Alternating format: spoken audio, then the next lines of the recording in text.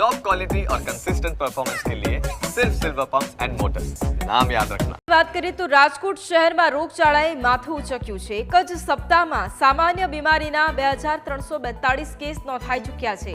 શરદી ઉધરસના 1239 જેટલા કેસ નોંધાયા છે। તાવના 739, ઝાડા ઉલટીના 359 કેસ નોંધાયા છે। ડેન્ગ્યુના 29 કેસ, ટાઇફોઇડના 5 જ્યારે કમળાના 2 કેસ નોંધાયા છે।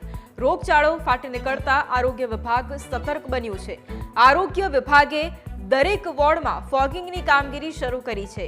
વરસાદ બાદ મચ્છરજન્ય બીમારીના કેસ પણ વધ્યા છે।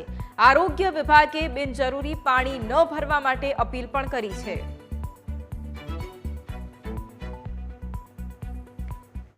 છેલ્લા એક અઠવાડિયામાં રાજકોટમાં ડેન્ગ્યુ મલેરિયાના કેસમાં ઉછાળો આવ્યો છે। આપણી સાથે ખાસ ડોક્ટર જયેશ વાકાણી જોડાયા છે। સર, જે પ્રકારે ફોગિંગની કામગીરી કરવામાં આવી રહી છે, એક્શન પ્લાન શું તૈયાર કરે?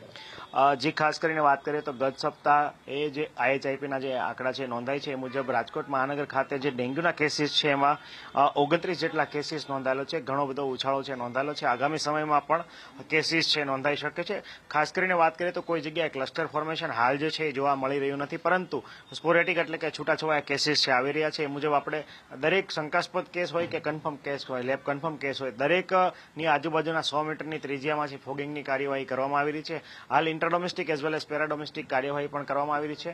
ખાસ કરીને વાત કરીએ તો કન્સ્ટ્રક્શન સાઇટમાં આપણને પોરા મળતા હોય, આ ઉપરાંત ઘણા બધા હોસ્પિટલ, થિયેટર, રેસ્ટોરન્ટ વગેરે જગ્યાએ છે અથવા જાહેર જેટલા પણ બિલ્ડિંગ છે ત્યાં અમારી ટીમ દ્વારા જે છે તપાસ કરવામાં આવી છે। ખાસ કરીને ડેન્ગ્યુનું મચ્છર છે દિવસ દરમિયાન કરડતો હોય છે અને જ્યાં દિવસ દરમિયાન મોસ્કીટો ડેન્સિટી જણાય ત્યાં ફોગિંગની કામગીરી પણ અમારી ટીમ દ્વારા જે છે એ કરવામાં આવે છે।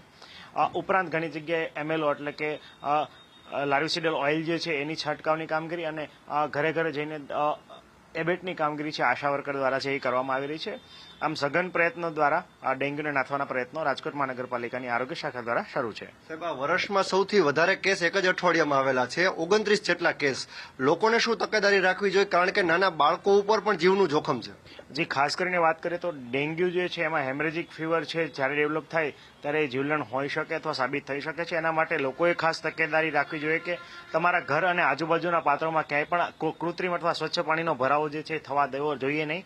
આ ઉપરાંત તમારી ઘરના અથવા ફ્લેટના સેલર ઉપરાંત ઘરના કુંડા, પક્ષી કુંજની ટ્રે ઉપરાંત ફ્રીજની ટ્રે, કુલરની ટ્રે ઉપરાંત અગાસી ઉપર જો કોઈ ભંગારના પાત્રો ભરેલા હોય, નાળિયેરના કોચલા હોય તો એની અંદર પણ પાણી છે એ ભરાતું હોય છે અને એની અંદર આ એડિસ ઇજિપ્ટી મચ્છર છે પોતાના ઈંડા મૂકતો હોય છે। એમાંથી લાર્વાને પછી એડલ્ટ મોસ્કીટો એટલે કે એડલ્ટ મચ્છર છે એ બનતું હોય છે અને જે પેઢી દર પેઢી આ મચ્છર છે એ રોગનું ટ્રાન્સમિશન કરતું હોય છે। આ ડેન્ગ્યુના જે વાયરસ છે એ ઈંડા દ્વારા પણ જે છે ફેલાતા હોય છે, એટલે કે એક પેઢીમાં જો ઇન્ફેક્શન મચ્છરમાં પ્રેઝન્ટ હોય તો એના ઈંડા અને એની પછીના એના નેક્સ્ટ જનરેશનમાં પણ આ ચેપ છે એ ફેલાતો હોય છે।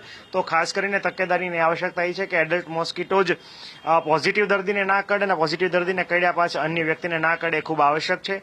તો વ્યક્તિ વાત કરીએ તો ચેઇન બ્રેક કરવા માટે પોરાનાશક કામગીરી છે એ કરવી ખૂબ જ જરૂરી છે। એટલે લોકોએ દર અઠવાડિયે પોતાના ઘરની આજુબાજુના તમામ જેટલા પાત્રો છે, ઘરની અંદરના પાત્રો છે, તમામ પાણી કૃત્રિમ જે ભરાઈ શકે છે તમામ પાત્રો છે એક વખત ખાલી કરીને એને એર ડ્રાય કરી દેવા જોઈએ, જેના કારણે આ મચ્છર જે છે એના ઈંડામાંથી પોરા અને પોરામાંથી એડલ્ટ મચ્છર ના બની શકે। હાલ અત્યારે રાજકોટ શહેરના 18 વોર્ડમાં ફોગિંગની કામગીરી શરૂ છે, ત્યારે મચ્છરજન્ય રોગમાં વધારો આવ્યો છે।